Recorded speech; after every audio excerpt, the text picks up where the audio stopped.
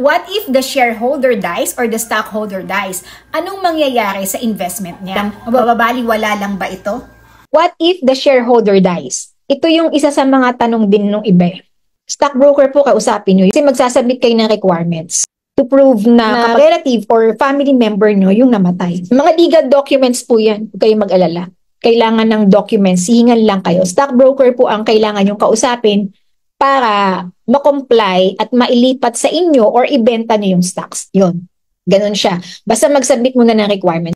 Is the stock market legit? 2001 pa po ako nag-i-invest sa stocks eh. So, paano ko siya masasabing scam? Tamang-tama, magkakaroon ako ng free live online training or webinar ngayong February 17, 19, 21, and 24, 2025. Ito ay para sa mga beginners or zero knowledge or little knowledge sa Philippine stock market.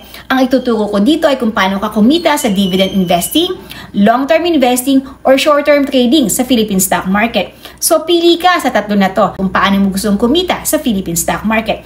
Asahan kung attendance mo, online po ito, i-register ka na.